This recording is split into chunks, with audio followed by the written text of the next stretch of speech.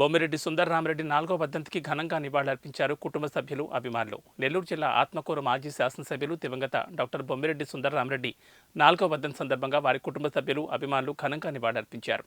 నెల్లూరు జిల్లా ఆత్మకూరు పట్టణంలోని బిఎస్ఆర్ సెంటర్లో నిర్మించి ఉన్న బొమ్మిరెడ్డి సుందరరామరెడ్డి విగ్రహానికి పూలమాలలు వేసి పుష్పాంజలితో ఘనంగా నివాళులు తెలిపారు.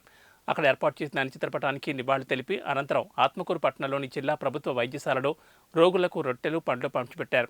ఈ కార్యక్రమంలో దివంగత బొమ్మిరెడ్డి సుందరరామరెడ్డి కుటుంబ సభ్యులతో పాటు వారి సోదరుడు, అమెరికాలో ప్రముఖ కార్డియాలజిస్ట్గా ఉన్న డాక్టర్ తుమాటి రామకృష్ణారెడ్డి, మాజీ Zilla Parishad chairman Raghavender Reddy, doctor CH Adiseshaiah, doctor Mastanaiah, doctor Shravan Kumar, doctor Shakeela, YCP పట్టణాధ్యక్షుడు అల్లారెడ్డి ఆనందరెడ్డి, రెడ్ క్రాస్ సభ్యులు సాదిక్ మరియు ఇతర నాయకులు, బొమ్మిరెడ్డి అభిమానులు హాజరయ్యారు.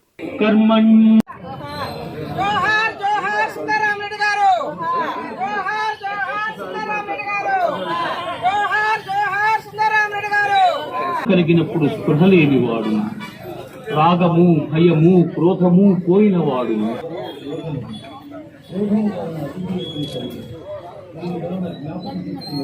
సుందరరామరెడ్డి గారి ఆశయాలను బిఎస్ఆర్ అమర్ రహే డాక్టర్ బిఎస్ఆర్ రెడ్డి గారు.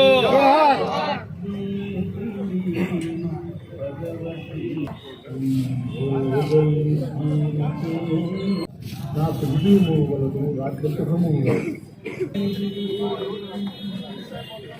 మనిషికి పురిగిన వస్త్రము వలన నూతన వస్త్రమును ధరించిన అగ్ని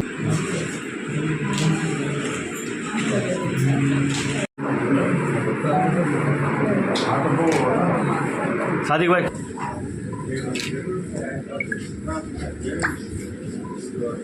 ఆయన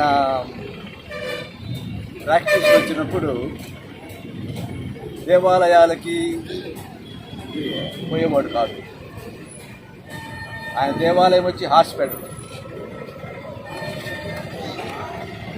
రామకృష్ణ పరమహంసే జీవసేవే ఈశ్వర సేవ, అది నమ్మినవాడు. 72 నుంచి 75 వరకు మేము కలిసి పనిచేశారు. చిన్నప్పటి నుంచి నాకు తెలిసినప్పటి నుంచి డాక్టర్ కావాలని కోరిక నాకు ఎందుకు వచ్చిందంటే మా నాన్నగారు వాళ్ళు వచ్చింది. డాక్టర్గా ఎట్లా పని చేయాలా అది ఎట్లుండాలని నేర్చుకుని మా నాన్నగారి నుంచి. ఆ కాలంలో పేదరికం చాలా ఎక్కువగా ఉండేది. అంటే మీకు ఆశ్చర్యం కావచ్చు, 200-300 పేషెంట్లు చూసేది మేము అవుట్ పేషెంట్లో. 300 పేషెంట్ గాను 10 మంది ఏమైనా డబ్బులు ఇస్తుంటే ఎక్కువ. నేను అతిశయోక్తి చెప్పటం లేదు. ఇన్ పేషెంట్లు 100 మెంబర్స్ ఉండేది. రోజు 10 మంది డిశ్చార్జ్ అవుతూ ఉండేది.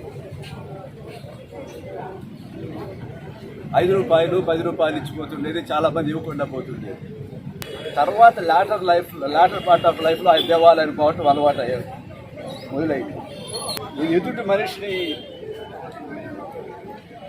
ఎదుటి మనుషులు భగవంతుడు చూడటమే భగవద్గీత చెప్పింది. ఆయన అక్షరాలు ఆచరించి చూపించినారు. అందుకని ఎప్పుడు నాకు ఆయన ఆదర్శమే.